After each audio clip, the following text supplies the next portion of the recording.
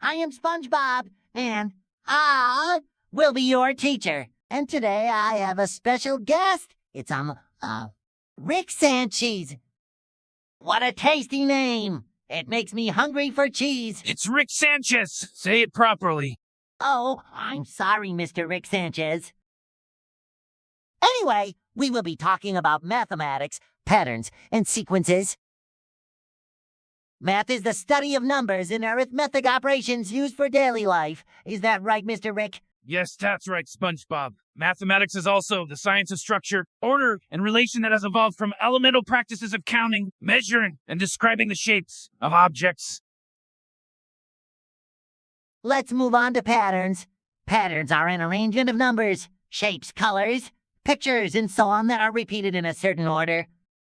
There are 4 types of patterns. Only 2 will be discussed, and I'll leave the explaining to Mr. Rick Sanchez. Logic patterns are usually the first to be observed. Logic pattern deals with the characteristics of various objects, while another deals with the sequence and order.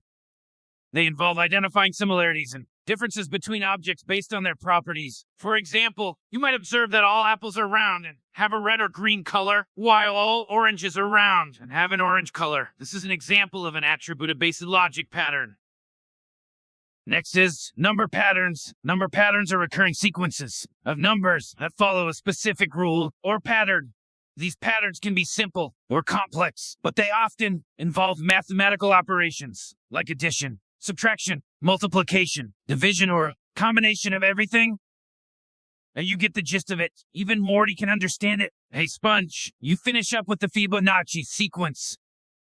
All right, the Fibonacci sequence is named after Leonardo Fibonacci, an Italian mathematician who lived from 1170 to 1250 BC. His common name, Fibonacci, was made up. His real name was Leonardo Pisano.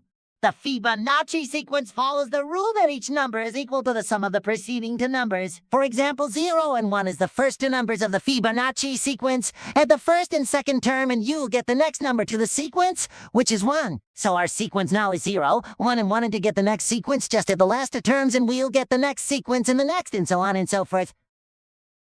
And finally, that's the end of our lesson. Do you want to say goodbye, Mr. Rick? Whatever. Well, okay. Bye, everybody. Study well.